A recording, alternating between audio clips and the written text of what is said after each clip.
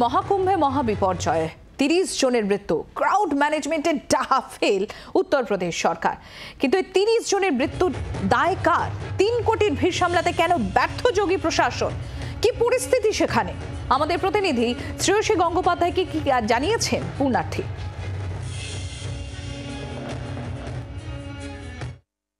আমরা যখন আমাদের তাবু থেকে, আমাদের আখড়া থেকে যখন আমরা বেরালাম, তখন ওই একটা 20-25 হবে।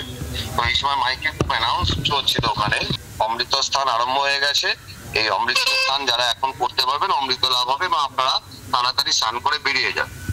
এই যে মাইকিংটা হলো, তারপরে দেখলাম আম পাখি দেহাতি মানুষরা সকলে তখন ওই ঘাটের দিকে, সংগ্রাম ঘাটের দিকে যাচ্ছে। এই লোকগুলো এসে তখন ওই ঘাটে এসে যখন নামে, তখন ওই ঘাটটা খুব চাপ তৈরি হয়। এই ঘাটে স্ট্যাম্পেডটা আরম্ভ হয়ে যায়, এবং স্ট্যাম্পেডটা কিন্তু 100-150 মিটার ধরে কিন্তু অনেকগুলো তাঁবুর ওপর দিয়ে লোক চলে যায়।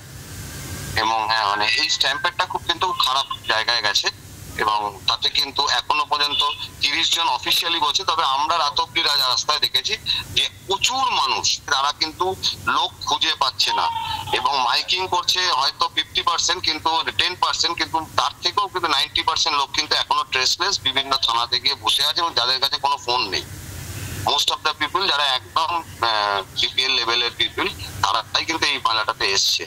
তো এটা একটা যোগী প্রশাসনের একটা উচিত ছিল যে আরো সঠিকভাবে ব্যাপারটাকে পরিচালনা করা। এই জায়গাটা একটা কিন্তু ঘাটতি থেকে গেছে। যত আম পাবলিককে প্রোটেকশন দেওয়া হয়েছে, তার থেকে অনেকটা বেশি প্রোটেকশন দেওয়া হয়েছিল যারা সাধু সন্ত ছিল, তাদেরকে ঠিক মতন ঘাটে নিয়ে যাওয়ার জন্য।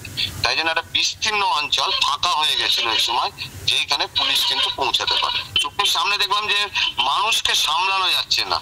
সন্ন্যাসীদের পেছনে, সন্ন্যাসীদের যে আখড়া থেকে লোক যাচ্ছে, তাদের যে প্রসেশন যাচ্ছে, সেই প্রসেশনের পেছনে লাখো লাখো লোক ছুটছে, পুলিশ আটকাতে পারছে না, এবং তারা একের উপর এক একজন পড়ে যাচ্ছে।